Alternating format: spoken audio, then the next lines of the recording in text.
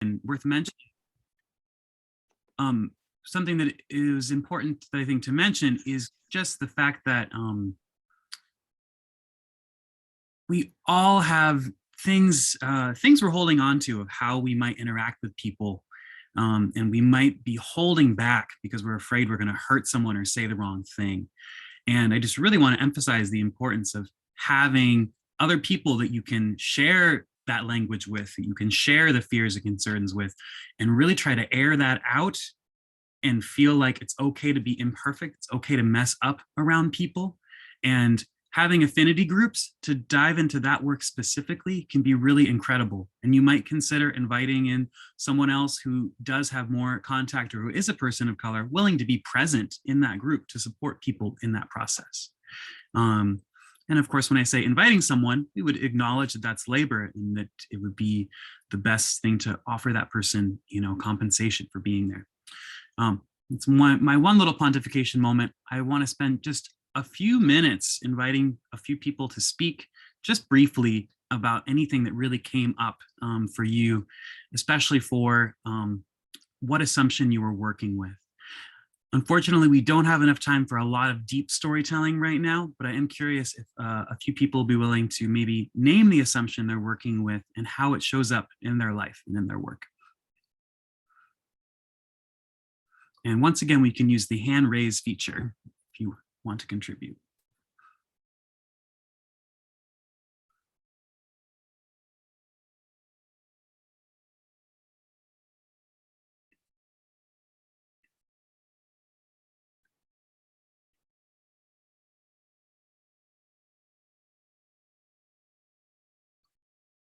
Let's go to Diane. Thanks. I serve on a board, and basically I'm talking about navigating the paperwork. And we give out funds to Dominicans who minister with Native Americans throughout the country. And we've had an application process, and then of course you have to report back how the funds were expended. But COVID brought us to a new reality, and it's the contact with Dominicans who serve in this ministry is much more relational. And so we've been having Zoom conversations and contacts with them and hearing the pressing needs that they're facing every day. And based on those conversations, we've been awarding funds without the application process for the past 3 years. And the storytelling and the relationships are so significant and have made such a profound difference that I don't know that we'll go back to the application process. And frankly, they don't have time to navigate the paperwork. So it's been a real learning for us.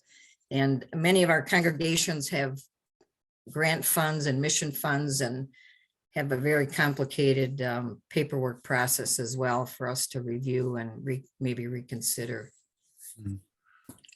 Diane, thank you so much for your share. I think that's a fabulous example of a very, very specific action that is trying to create more access. And it sounds like it's likely been a process of being more present with people and where they're at in their story. And I know that a lot of sisters really have a devotion to being relational. And what you just described sounds like a deeper way to be relational. So thank you for your share. Definitely.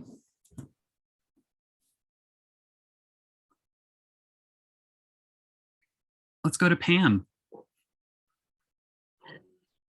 I think a thread in our conversation was about the default to working with white institutions. Like we talked about the DNR and the local land, like the local land trust that one of the sisters is working with, and that these are white-led organizations. So there is like a default to that. I think we recognized that there is that by virtue of being white and educated in a particular way, those are comfort zone places to try to find information, to learn, to find one's way. But on the other hand, it also highlights, and I think that this was raised as a question, a hope, and a need to learn how one like finds or connects with the indigenous people who are not like visibly present at the moment in that neighborhood or in that area or in that region, but how one connects there. Yeah. So thank you, Pam. I hope I'm not cutting you off. I want to thank you for your comment, and we have some more later in our presentation diving specifically into that, some more materials about that. So it's a very valid thing. We're about moving forward to, I'm about to hand off to Abby, but I would love to go to Victor if there's something that you want to share before we transition to our next piece.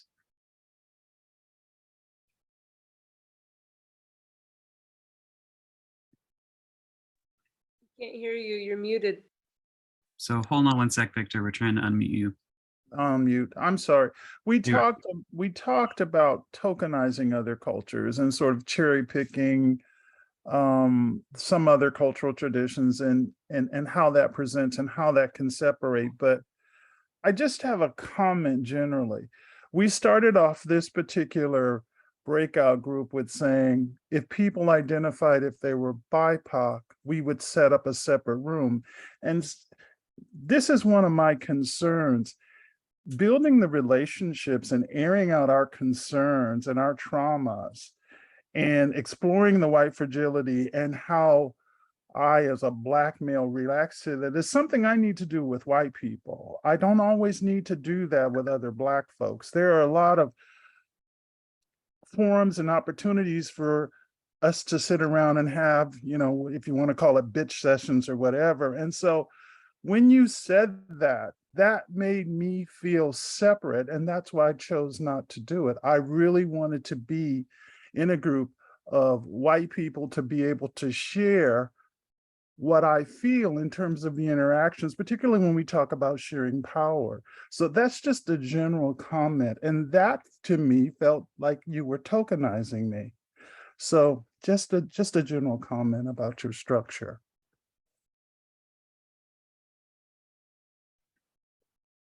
Thanks, Victor. As the person who offered it, I'll just say I'm sorry you felt tokenized, and I really hear you there. And I probably could have done a better job kind of clarifying. Because yeah, sometimes it can be more than people of color are wanting to hold when they come into a space like this. And so the intention is always to give the option. And my hope is that you would feel fully empowered to stay in a mixed group as you did. And I think that's great that you did. So the intention is always to give the option so that if that's not what a participant of color is wanting to do, they can have that space. And we had people of color that said yes, and that said, no, thanks. I'd like to participate in a mixed group. But you do see how that divisiveness sort of feeds this whole thing that we're concerned about in terms of trusting each other and building relationships with us. I don't have any problem sitting in particular groups and BIPOC groups and talking about issues like this.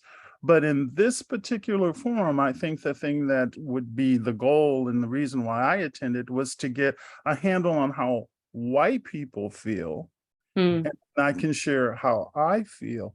And that's why I preferred the mixed group. Yeah. So yeah, thank you. But I'm not like totally offended or having a meltdown or anything like that. I know that it was just a well-intentioned thing that you were doing. And I would reflect back, Victor, that I think I hear you saying that your presence here should have been evident that you are willing to engage with white people in these conversations because you're here. Obviously, look at who's in this room. Yeah. So thank you for sharing that, for that reflection. Okay. Thank you. I don't want to take any more time. All right. Can I respond as well? I think it's just, it's so complex finding the right way. I don't think that there is a right way, but I think the options are really powerful. And yesterday I had the option to join breakout rooms or not, and I was a little nervous about it. And I was a little nervous yesterday, a lot based on just sometimes when I receive, when I'm hearing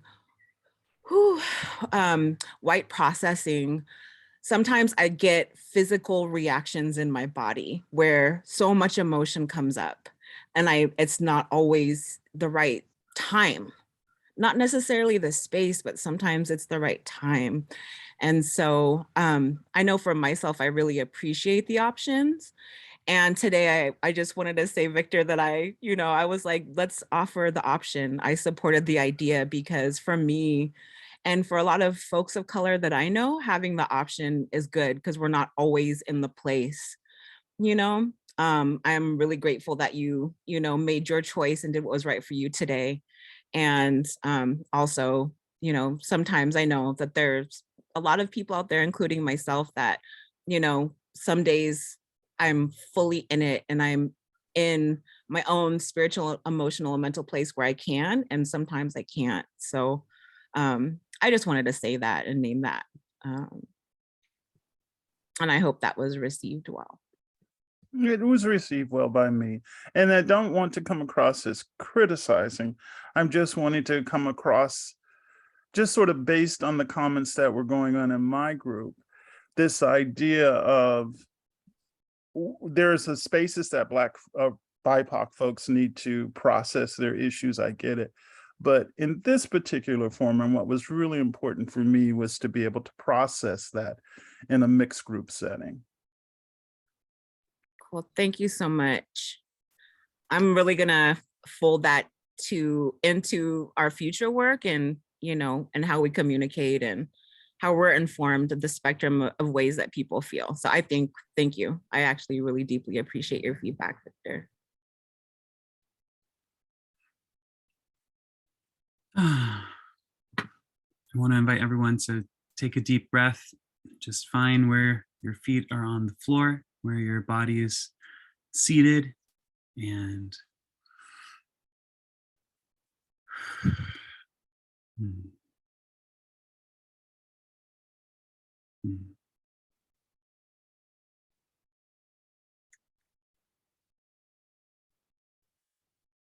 I feel grateful that to me, it always feels good to make sure that there is space for what comes up together in a space like this. So thank you. And I would like to hand off to Abby. Let me know when it's time to share my screen, please, Abby. If you feel okay about starting. Perfect. Okay. Well, let me go ahead. And so this next section we are moving into is a section on microaggressions.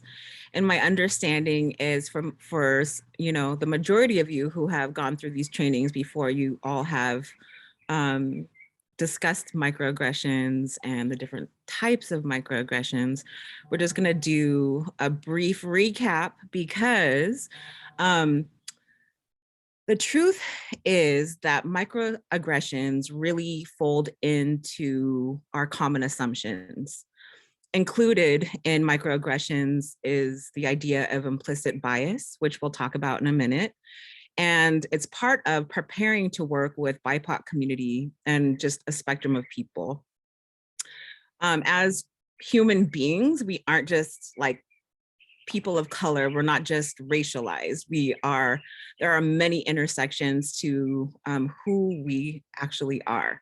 So microaggressions can happen, racialized microaggressions, sexualized, gender-based, all kinds of things. And so if we can actually be able to, one, really identify internally our own implicit bias, the places that we have really kind of accepted general and common narratives around who people are, and work on those things, and get ourselves to a place where we've identified where we need to heal and the things that we need to work on. We'll also be able to identify when other people are acting microaggressively. So, just knowing the terms and understanding microaggressions isn't just about one person being microaggressive, but us being able to identify them and us being able to bring ourselves to a place where if we feel safe in the situation, we can speak out in a gentle way and educate those around us as well. So Jason, if we could start the slides.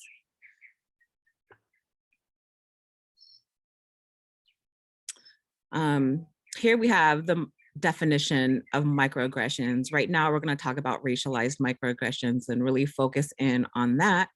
But they're just everyday things like nonverbal, verbal things that happen that communicate real negative message to target people based solely upon their marginalized group or membership. And the thing about microaggressions is that people who engage in microaggressions may not always be aware, one, of their microaggressions, so of their internal biases, and two, they may not understand or be aware of the intense and negative impact of their behavior on the people who are on the receiving end. Next slide, please. Part of microaggressions, and I would say one of the many roots of microaggressions is the myth of meritocracy. And here we have the definition of meritocracy, but in short, it is, just if you pull yourself up by your bootstraps, you can have whatever you want. It really is truly a myth because it doesn't account for, like this definition says, how race, gender, socioeconomics, inherited wealth, generational wealth, tilts the system in favor of a few people. And I think about one of the biggest lessons in meritocracy that I experienced in my life. So my ancestral lineages are my father. My father is from the South. We are descendants of Africans who survived the Middle Passage. And my mother is from the Philippines, which is a heavily colonized country, clearly. And my mom helped a lot of her family get over here to the US from the Philippines. And my Uncle Abel was so excited to come to the US. When he was in the Philippines, he worked as an engineer and did really well for himself in the Philippines, but wanted to do better by the family. And he came here. And when he got here, he was older, so he was aged out of a lot of work. He also worked night shifts, putting together medical equipment. And I remember one day him telling me, Abby, I thought this was the land of milk and honey, but it's really the land of milk and vinegar. And that was really powerful for me to hear, just how his experience of the American dream was completely bursted by his experiences and the way he was treated. So, okay, next slide, please. So we were talking about implicit bias earlier. I used the phrase implicit bias as what it is an unconscious prejudice in favor of or against one person or group. And with all the work that we've done so far, we really know that, as we're growing up and depending on our family and where we're, our region and our communities, we are told and given so many narratives about who people are, all those things. And these things become subconscious.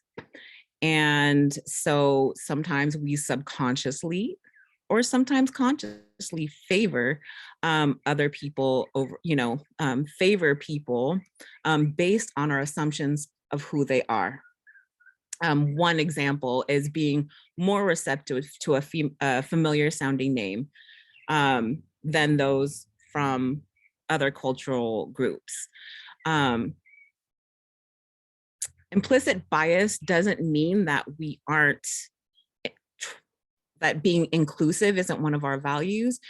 Again, it's just the self-awareness piece of that, of us not being aware of how our implicit bias impacts our actions and our decisions subconsciously, the ways that we interface with the world around us.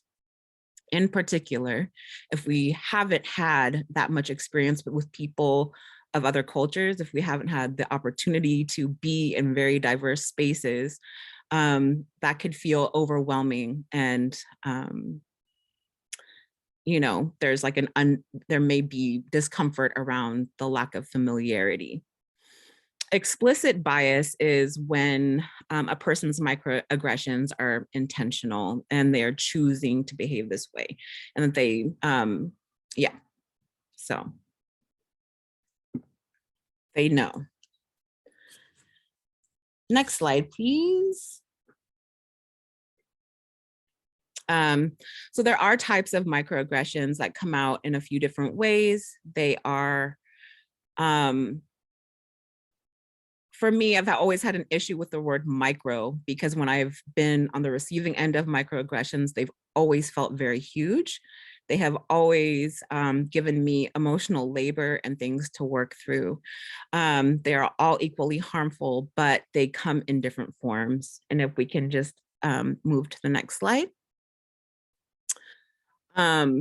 Micro assaults are almost like explicit bias. They are explicit bias where, you know, it's a fine line.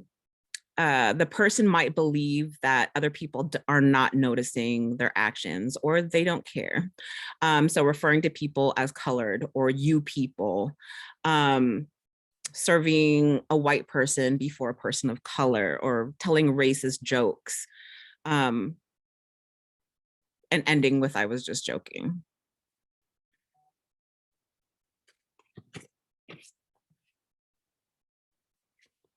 Okay. Next slide, please. Micro insults are a little bit more subtle than micro assaults.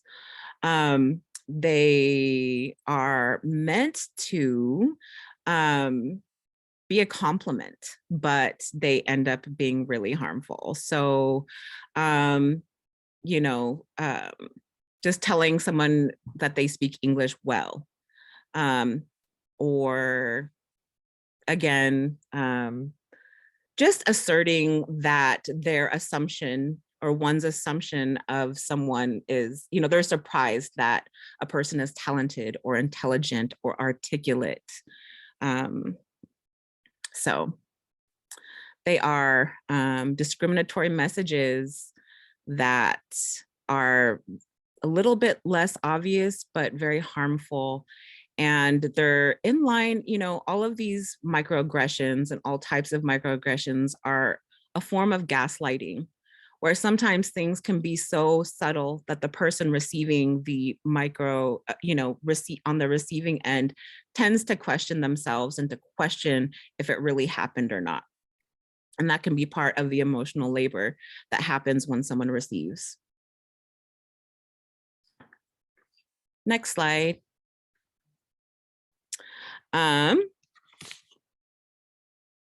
Okay, so micro invalidations, I think are very, very powerful and intense, because they deny the reality of a person's lived experience or historical experiences.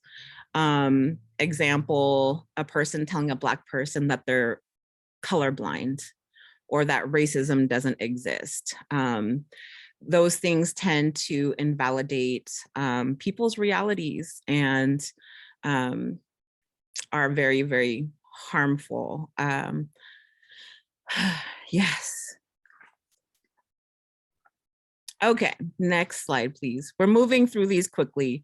We're really just trying to get just little reminders of what all of this was. But here we have our anecdotes and accountability. One, to be able to look at our own implicit bias expressed as microaggressions in any of the forms. So we see, we've got this beautiful list here, but the main thing is that if there ever is a moment where you mess up, it's really important to be discerning about who you discuss your feelings with and where you discuss your feelings, because we don't want to place more emotional labor on anyone. We want to be able to listen to the people receiving the microaggressions and empathize, and be really discerning about clarifying questions that you might ask.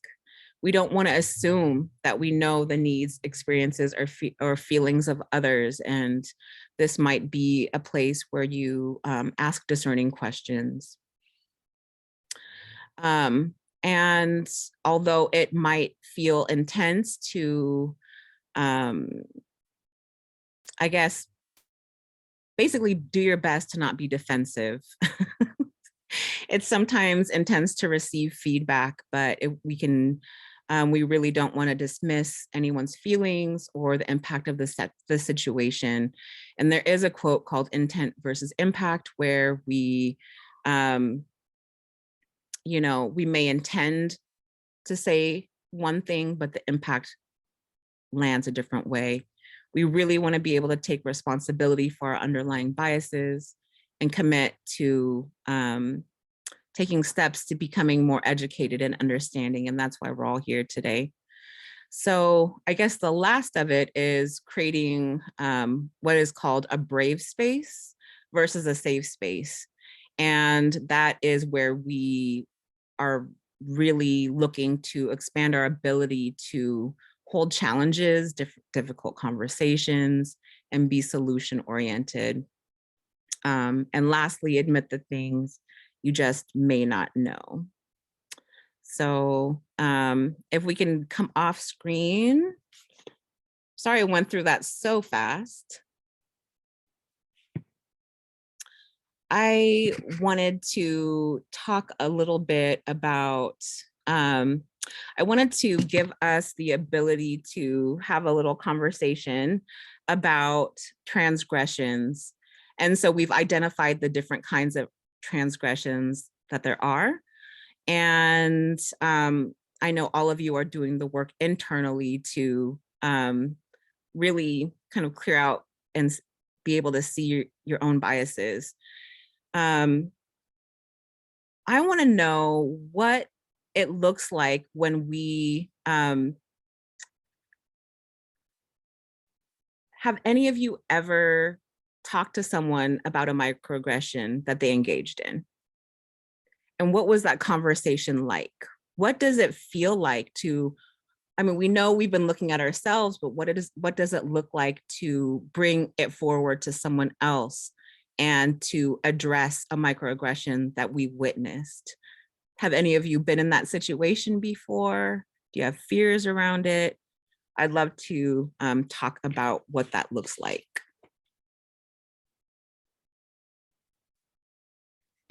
Rita.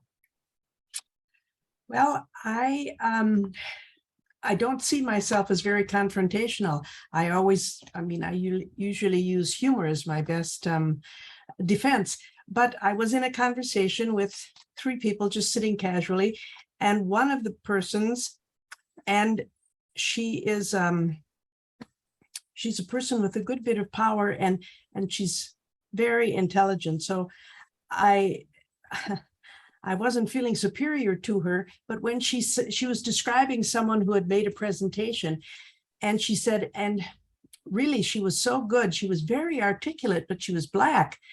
And I said, I didn't know what, in a low voice, I said, oh, you don't mean that. You listen to what you just said. You mean and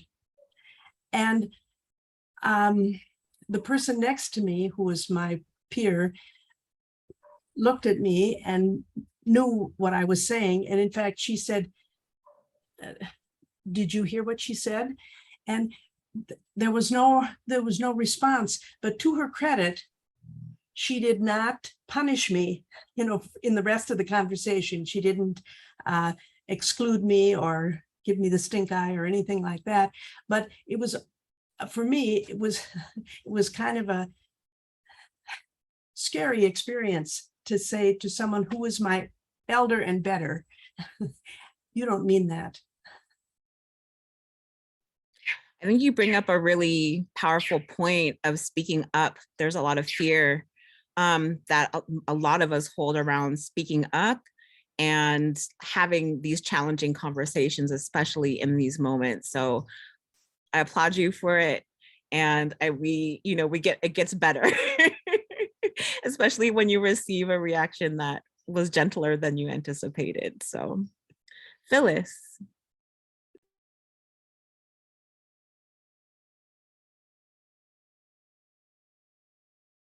Phyllis, You're on mute. Okay.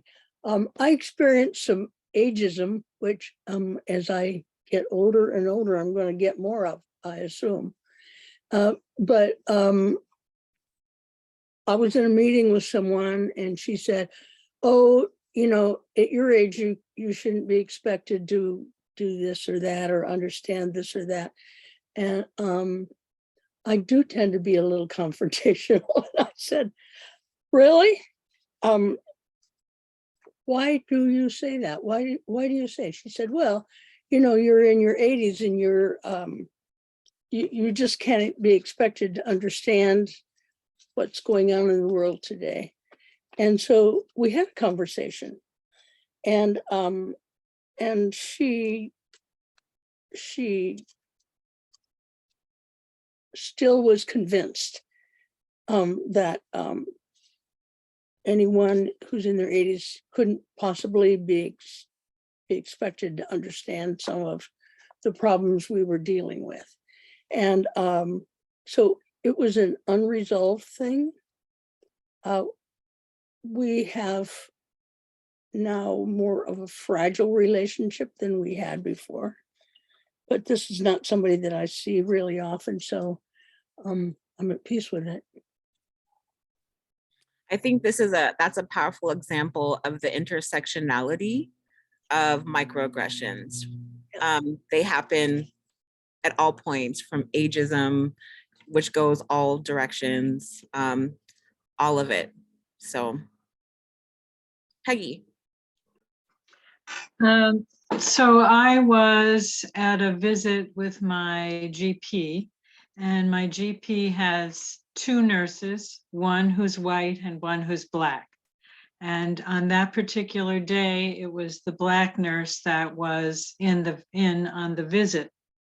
So when I was leaving, I realized that there was some little thing, I don't remember now exactly what it was, that I needed clarification on.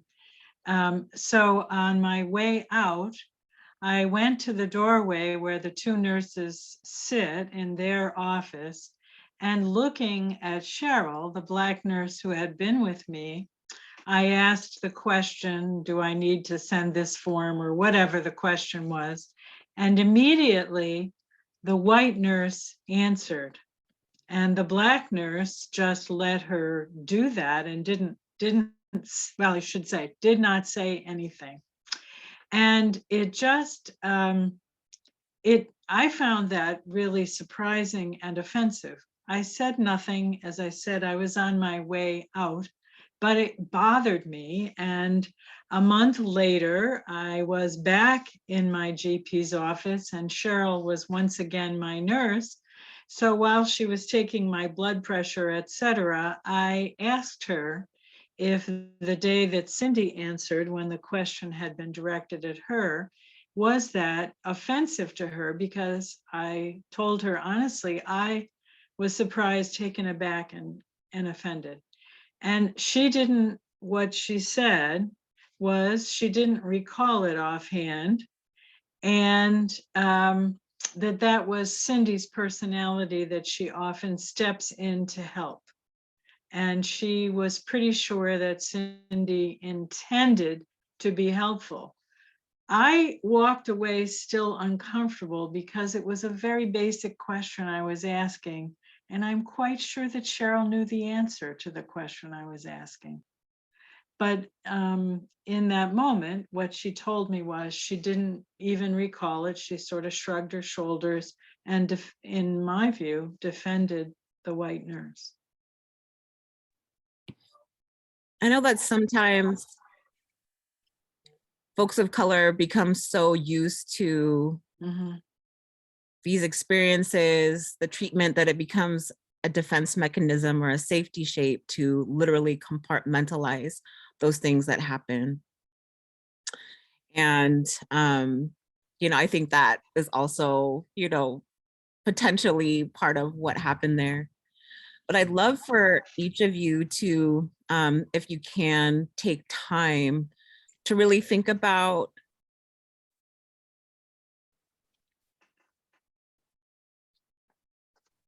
any blockages that you may have to responding in the moment.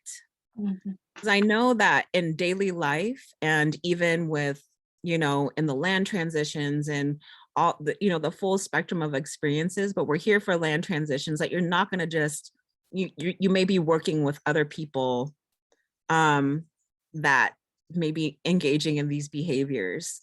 You may be working with other people where you feel like the positionality of power is out of balance, and it may be a little intense or overwhelming to be able to speak up in that moment. But what do you need for yourself to cultivate and remove those blocks to being able to speak up in the moment, versus not speaking up in a moment and walking away going, gosh, I really wish that I said something. And then you're sitting there carrying this guilt because you didn't say something in that moment, but as a journal prompt for yourself, for later on when you're returning to the work, really, again, just reflecting on, what are your barriers to speaking up? What are your barriers to identifying transgressions? Do you see yourself not catching them all the time? Where are those places that you can strengthen not only your ability to see them, but to speak up and respond? Thank you. And one of the other walkaway messages or lessons for me was just, and I don't know this, it's only a surmise, but to me, there comes a point when what you intend isn't enough if the impact is so harmful. And I don't to this day know if Cheryl truly didn't remember because it didn't matter to her, or if she had some other way of coping with it. But what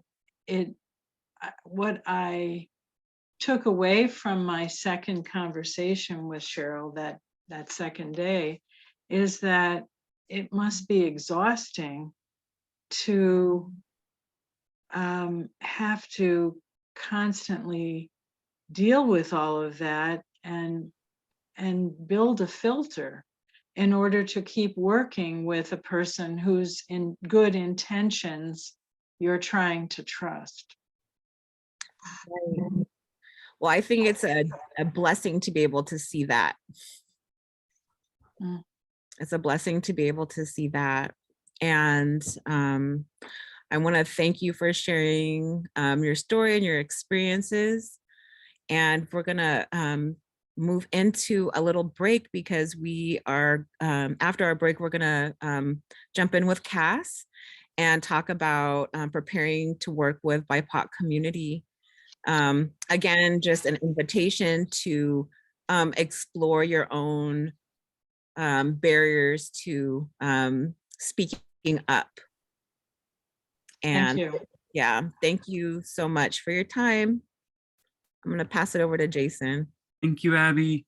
So just to let everyone know, just like for yesterday, the presentation from today is going to get sent out for people to view. The discussion and journal prompt that Abby just mentioned is going to be in that presentation as well. So if you don't have time to reflect on that right now, don't worry, you will get that in your inbox.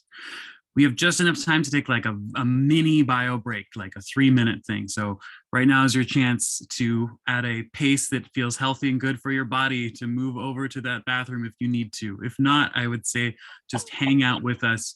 We're going to begin again in about 3 minutes, about 26 after the hour. All right, I hope that most people were able to go away and come back.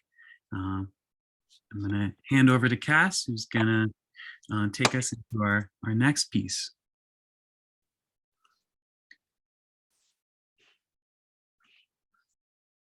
Hey everyone. Oh, thank you for such a rich morning so far, or afternoon. And I don't want to be time centric. I have the honor to kind of help bring this together with a focus on preparing on working with Black, Indigenous people of color in our communities, and folks that are, I think from our deepest hearts and the sincerity we really want. My experience is to be friends, to really be in solidarity if that's possible, and to really know that our fates are wound together. And as I got the opportunity to hear Joan talk about in the breakout room, that what a big thing to actually be learning about the doctrine of discovery together, and to think about the way that the past bound our fates together, and now we're bound together, and how the future binds us together. And the land is really this central piece that means so much. It means so much to the history, to the future, and to the present. And so how do we have the land help center and orient our path forward? And the beautiful thing, and Abby, thank you so much for going into be willing to keep educating in these really important territories of the microaggressions and implicit biases, and the ways that we unconsciously do things when we're coming from an unexamined, entitled culture. And in so doing, we need to repair. And the really amazing thing about having a land project is that it gives us a North Star, a very tangible way that together we are dismantling something that is unjust. And so I know for myself, in building my friendships with folks that are from dispossessed communities, that I know that I keep showing up to making sure the land gets in their hands. And so I might mess up, I might say the thing that accidentally hurt them. And of course, I'm a human being, I'm gonna miss, but I get to keep coming back. I'm like, okay, oops, I'm back, and we're gonna get this land into your hands. I'm in solidarity with that. So there's some slides that I think I'm gonna reference. Jason, will you help me out?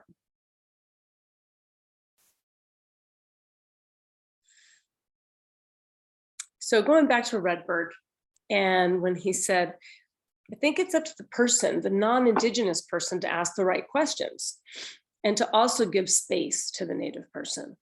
If you brought up the subject, you have to be prepared to dive into that subject. And so we're being really brave here by diving into like the biggest, hardest subject, land theft and genocide and enslavement. So these are like the biggest, hardest subjects. So the education that y'all are doing, the working with the nuns and nuns group to be able to learn about history and to be willing to just come into this work educated and knowing that you're going to continue to learn and continually be prepared to go back and do your homework.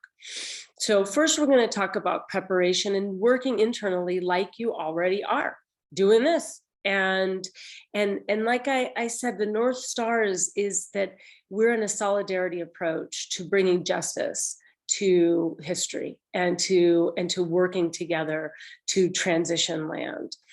So you're doing this internal preparation work. Oh my gosh, here I am, here I sit. I have unexamined entitlement. I've been examining it, looking at the Catholic Church's role, looking at all of these things, and then it really assessing, like, what can we do? What can I give?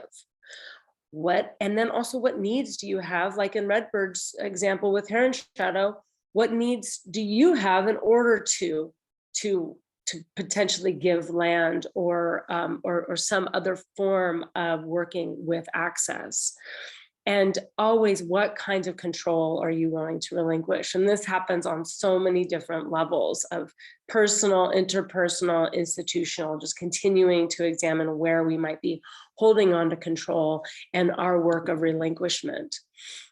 Also really important to assess and who in your church community needs to be involved in these decisions, and how empowered is a subgroup to work on this project, and what's that going to look like as you move forward in building your friendships and potential land access projects you're working on. Next slide, please.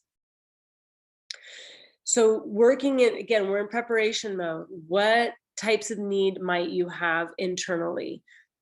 What financial needs might you have? What time frames? Sometimes we come with urgency or false urgency, and then sometimes that we need to examine that. So and then sometimes we have a timeline need. So just what is it that it might be a need there? I reference, what is the relational field? What kind of needs do you have in your relational field, and what kind of decision-making process are you in?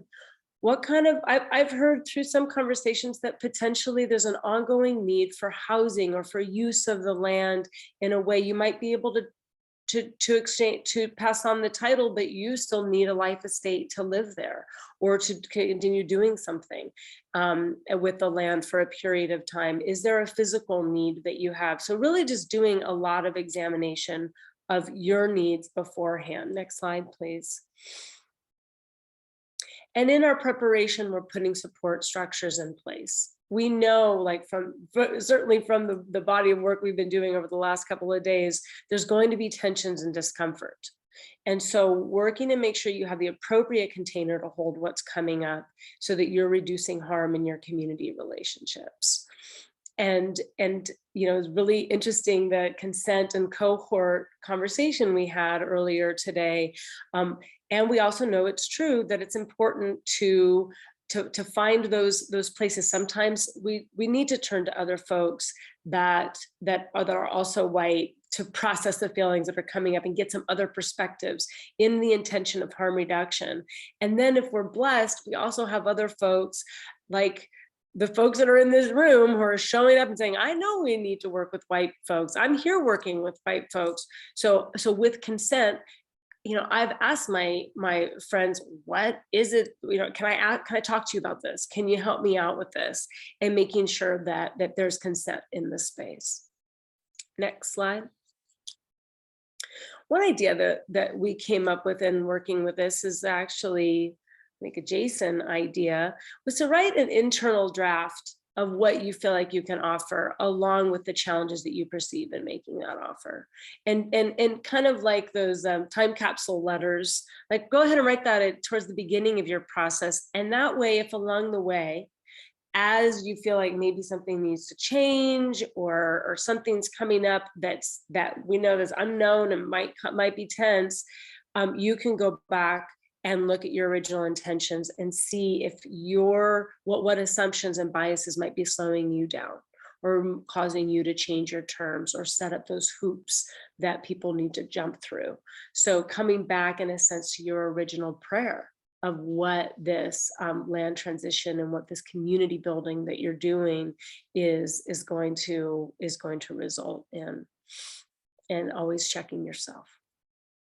Next slide, please. So connecting with BIPOC communities, I just love this quote from Elle Frank. She says, it's harder to find people in the city, so look for the artists. If you start paying attention to them, that will tell you a lot about their peoples. And if you talk to them, they will usually tell you the truth. They're great liaisons. So this is the kind of thinking I loved hearing from Elle Frank. She's just super direct. You know, reach for the artists and see it. And this, go to the next slide, please, Jason. Doing the research as you're extending community care and friendship, you're researching existing organizations, attending events, going to, if you're able-bodied and you can participate in a work party, or members of your congregation can go to other folks' work parties, go to other folks' events, support their causes, find out what they're interested in. And then certainly if you have trusted friends involved in those organizations, then respectfully ask if they would extend their trust through an introduction. That kind of relationship building that comes through the really knowing of each other's heart's intent and our willingness to do the work goes far in terms of building trust in communities.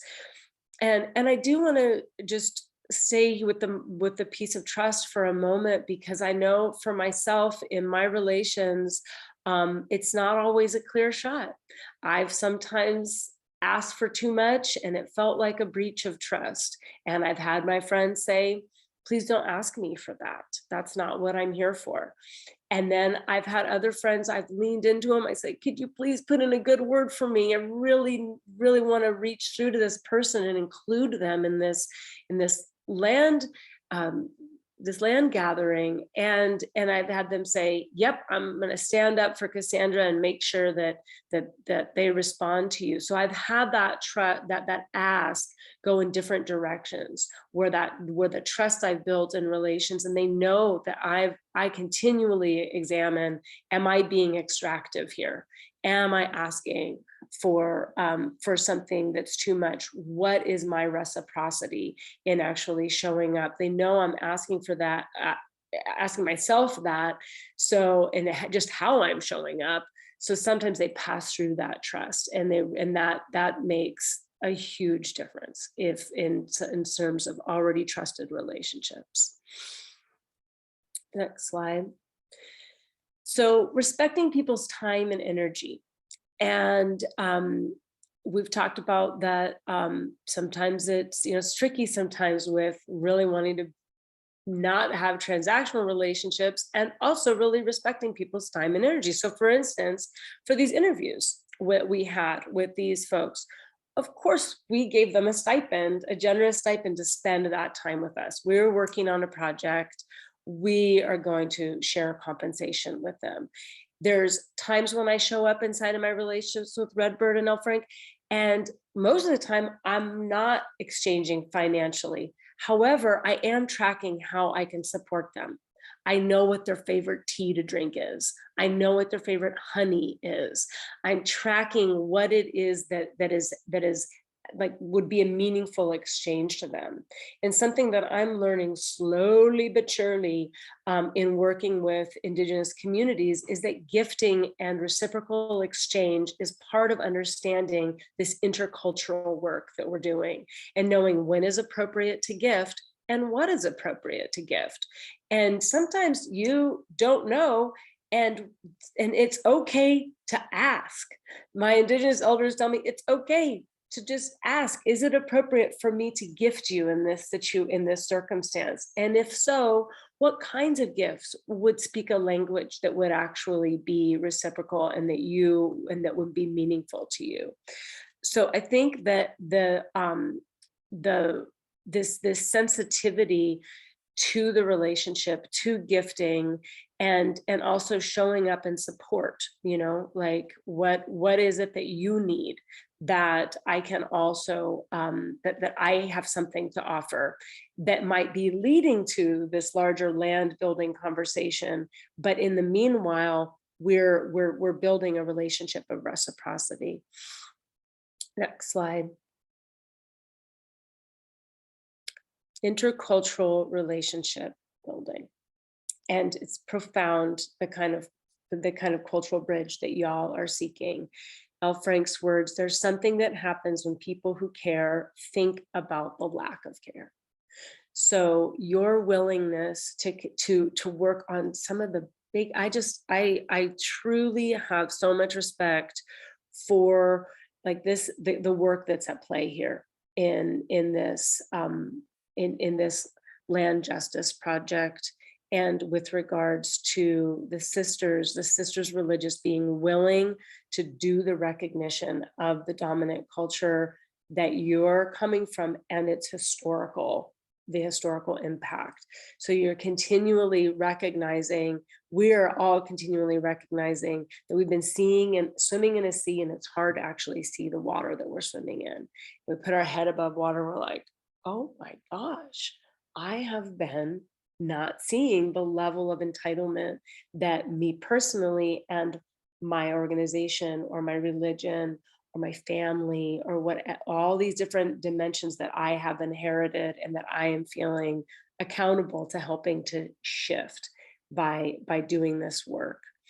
So it's always important that we're continually holding the awareness of the influence of our cultural entitlement. Next slide. Another idea is to assign within your organization or possibly hire a community liaison or advocate to help you track this process, to help you have respectful follow through, and to really educate you about the web that you're reaching out to. It's part of what's happening right now, certainly. And then, but you could also do that within your organization. It could be a person or a group that really is holding this, and also could be hiring or working with a cultural advocate in your community. And like I said here, this is especially important when language justice needs to be considered. So when you're really wanting to reach into communities where literally there's a Spanish speaking community or another language, like you need that cultural bridge to help you build across a potential language barrier. Next slide, please. And I'm almost through here, so we'll have some time for some questions. Just remember that it takes time and patience and a continual willingness to listen and learn, invest time and energy, and be willing to, as it was coming to me to say, put our agenda on the altar, and literally on the altar, because our agenda may be, hey, I want to figure out how to share, give, or partially bequeath, or whatever it is that we are able to do with this land. It's really a beautiful agenda, and let's continually put it on the altar and come back and pray and know that together we are that we're finding our way, and that sometimes coming on with too strong of an agenda can have an adverse effect, even when you feel it's a really good one. So the last slide I wanted to share is, oh, I thought that will you go to the next one, please? This is more words about being, I think we've already covered about getting your own support. And, but would you go to the last slide? We are in uncharted territory. So having a compass can be really good to keep bringing us back and to center and realign us. And there in the North Star, we get to remember that our collective healing and liberation is what we're aiming for. And in the East, where the sun rises, we'll always get another chance to learn and begin again, and to realign with our North Star. And in the South, we're showing up in alignment with collective healing and liberation to do the work, to actually dismantle systems of oppression together, to transition land together, to show up and make it actually meaningful and do the work. And in the West, where the sun sets, there's a chance to let go, to forgive, to relinquish, and to tend our grief that is multi-generational here. And then to come back always again to that North Star for me, compasses, orientation, they have to do with land. They have to do with understanding our place, our right place. And so I offer you this compass as a simple way to just continually realign as you navigate through this work.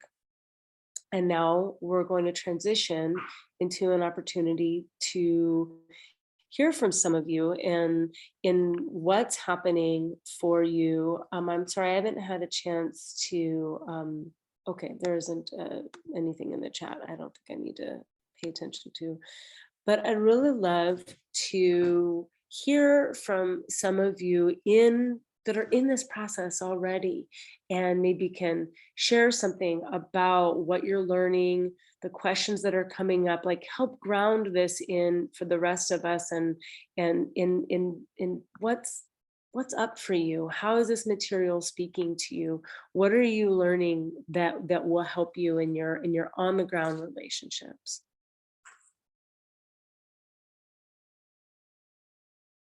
Annette? Hey, I'm really enjoying this. I've got the North Star and the East sunrises, West sunsets. And what did South mean for in that context? I'm writing as I'm writing notes. Okay. in the South is the really showing up for the work, like doing the real the systems change work. That's aligned with that North Star. Okay, because being in the South, that really means a lot. I just want you to send that graphic to me so I could do a big 18 by 20 glossy so I could always remember this. That is just like the best idea ever. Thank you. Oh, I'm glad that speaks to you, Annette.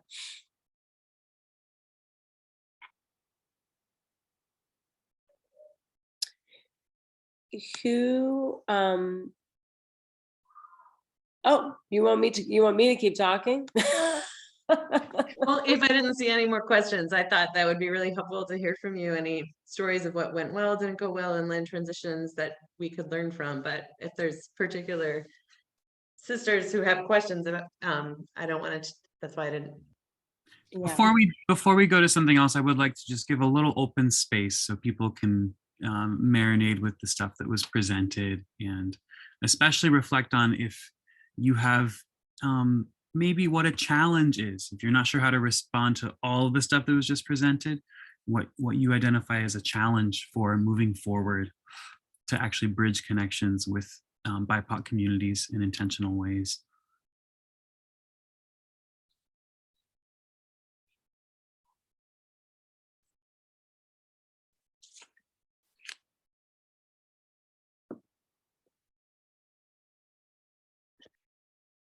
Kathleen, are you trying to raise your hand? Do you want to unmute?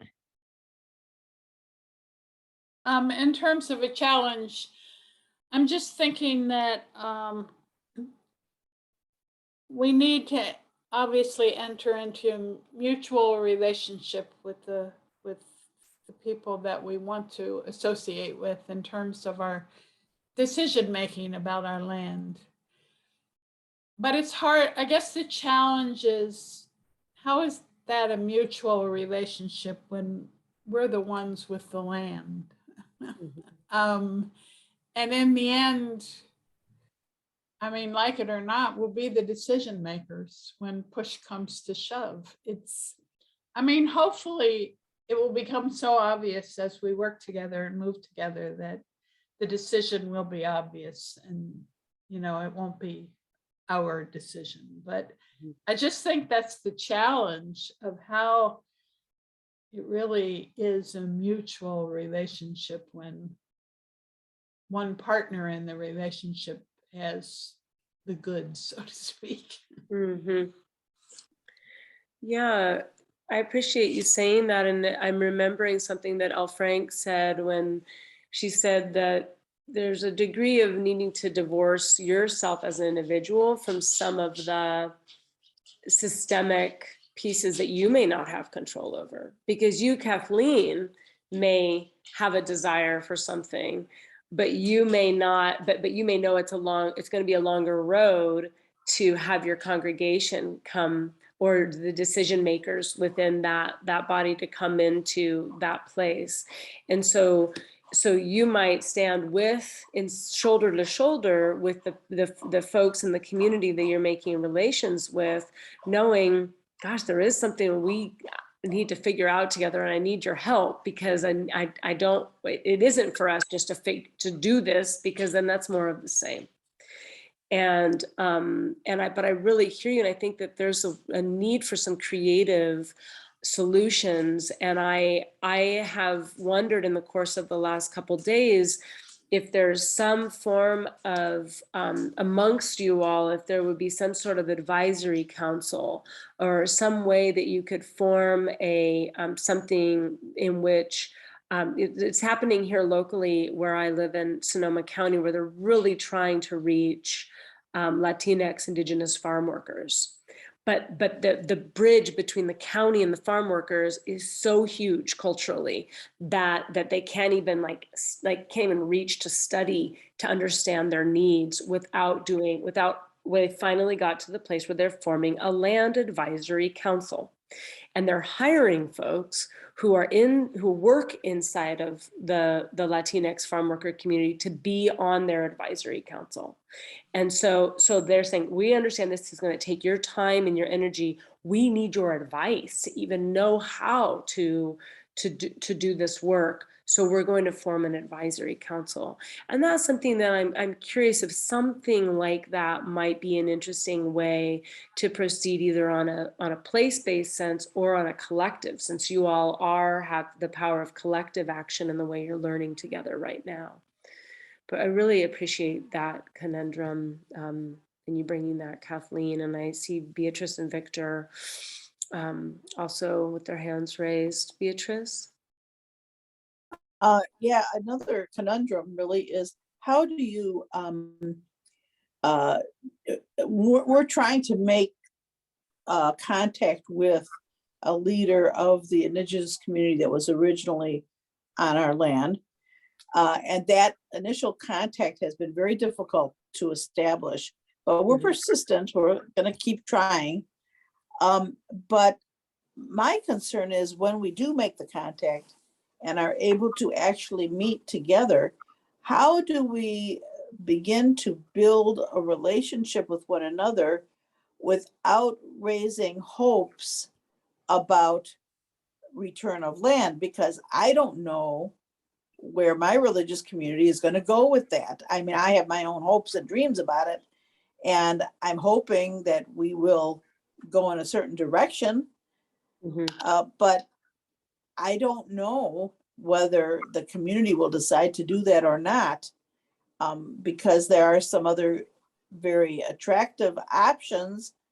And I just don't want to unrealistically raise hopes that I then can't fulfill, or we can't fulfill. So, how do you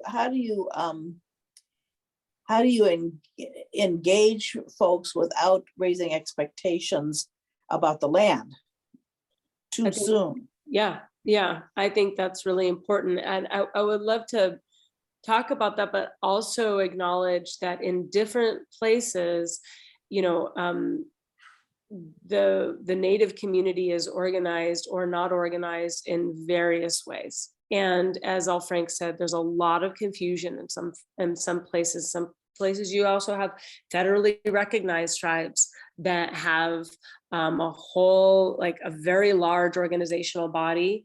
And in other places you have lots of unrecognized tribes, either because they don't want to be recognized because of the nature of the relationship, or they haven't gotten recognized for various other reasons. And sometimes you have all of the above. And then sometimes you have folks that are tribal councils, and you don't actually know who exactly to talk to, and and so that's a very real situation. And it can really take time. It can take time to listen, to meet, to come to understand what is happening, and how to really walk with care inside of those relationships. And in terms of making an offer that is actually realistic and being in that relationship, I wonder if, and I saw, Jason, that you had something that you wanted to say to this. I think that it's really right for you not to make an offer that you cannot stand behind, because that would continue to cause harm.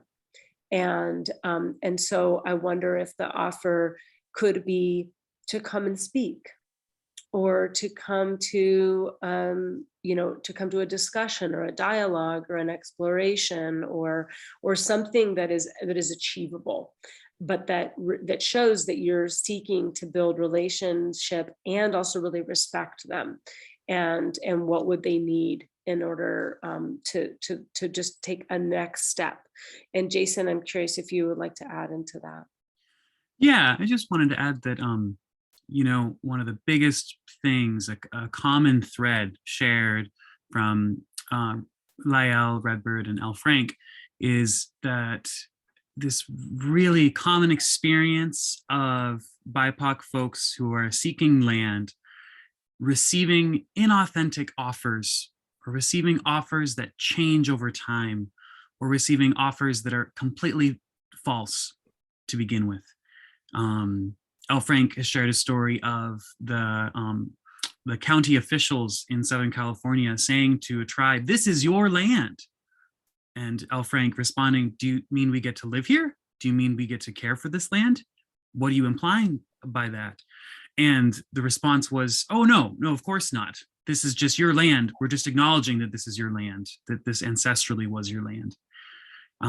That's one example of a very pervasive trend in offering fake things to BIPOC folks in terms of land back and reparations.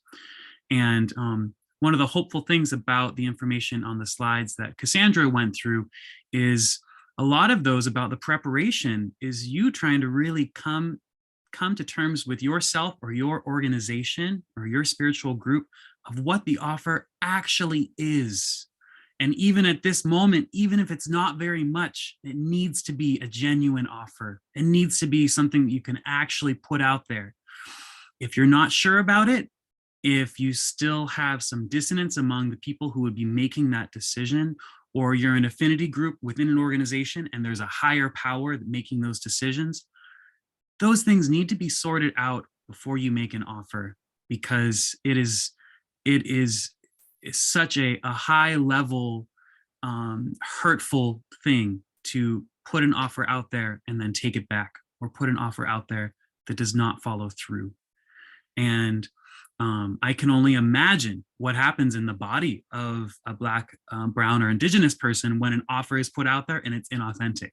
That feels like the trauma of colonialism happening still, pretending like there's an offer when there is not. So that's what I want to share. I also will mention that although in this training we did not go into a really deep nitty-gritty elements of genuine offers in terms of land transitions, one of the supplemental materials that was emailed to you 2 days ago is a very packed with information rubric trying to really make distinctions about how to make land offers that are genuine. And I do really want to encourage people to look at that material. It's also in the workbook spelled out in more individual pieces. So I really encourage people to take a look at that and connect with others on it. I think that can be a great tool when you come together trying to figure out what those offers might be. With that note, we still have a little bit more time. We started about 5 minutes late today, and so we're going until 5 after, maybe even a couple minutes after that. I'm going to hand emceeing back to Cassandra, but I think we'll go to Victor next.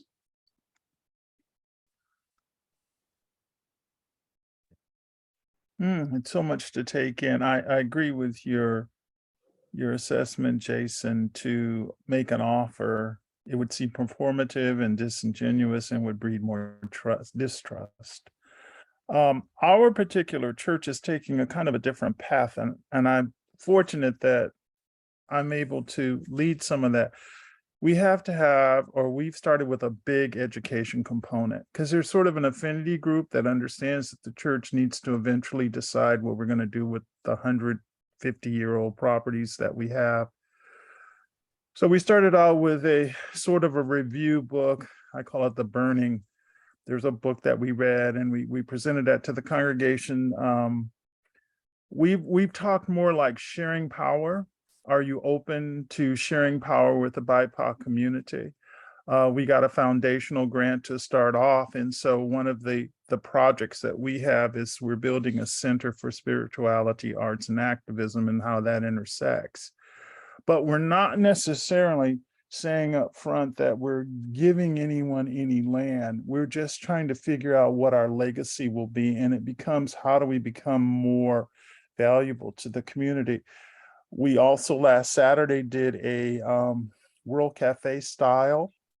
We took the whole Sunday to sit down and talk about it so that the congregation could sort of buy into it and air their concerns about it, because they just didn't understand why we're talking about a center and all of this sort of stuff. We realized that we need to have a council, but our approach has been to, we've recently interviewed someone from the BIPOC community that we want to be what we call a cultural organizer, and we had that foundational grant is used for that. So her job will be to sort of reach out in the community, bring them into our church or our faith community, and to come up with people who she sees might be better to be on the council. We've taken time to teach the congregation that this isn't a subset of the church. This will be a standalone organization that will be a transitional organization for us. So our approach has been heavy on educating the congregation so that they get comfortable with the idea of why they should share land and prepare to transition in the future, without saying, you know, we're going to give them this building and we're going to morph the church into a center and all of those sorts of things. So fortunately, a very progressive congregation, and we did start a recovery cafe, and it has been extremely successful. So the church looks at itself as, we set up a homeless nonprofit as well. So the church looks at itself as being really successful in doing this sort of stuff. It's kind of a point of pride. So people are kind of going out on faith. So my thought would be that education is key, that people have a buy-in, and that it's more of a bottom-up than a top-down thing that we're moving toward. Thank you. Thank you, Victor. I think those are really great, like, insights, and your share helps us see some paths forward for sure. Phyllis,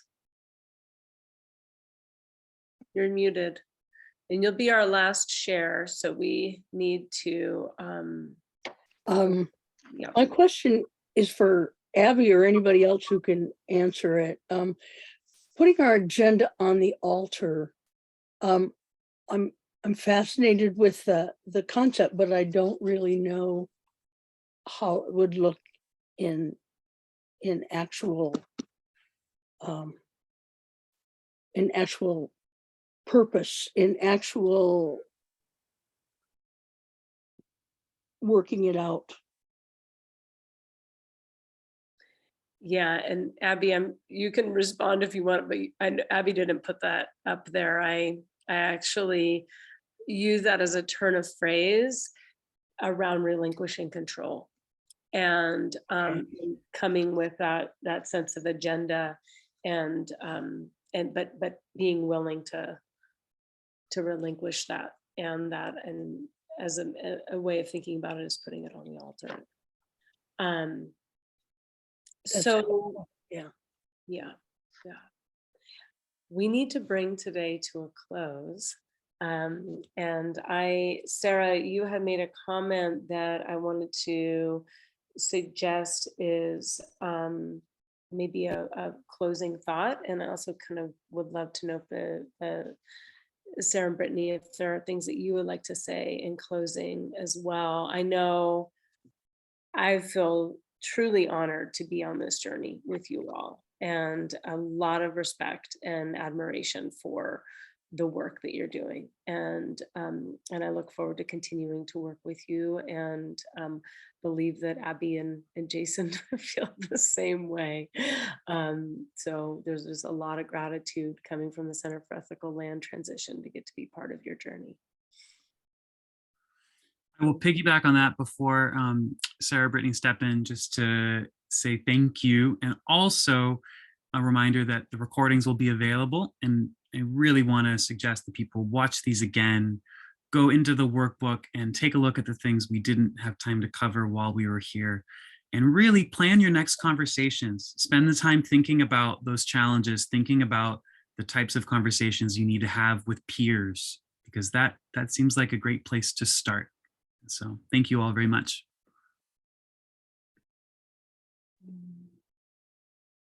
Thanks. And I'm seeing things roll into the chat already, and please keep them coming. But Abby, Cassandra, Jason, already a lot of love and gratitude to you three there, and from us as a team. This work of bringing together our own healing journeys and work around anti-racism and decolonization with the ways that we think about our the future of these lands that I know are so loved by these communities is the work, and it is so beautiful, and I am so thankful that we're doing it together and not alone. So thank you, Jason and Abby and Cassandra, for being part of our together. And with that, just please keep joining our fall learning offerings, which will continue with some great dialogues and book discussions in November. We have another case study with Agrarian Commons in December. So check out our land learnings, keep walking with us. And unless I get a wave for any other announcements, I'll invite us all to come off mute and bless each other out.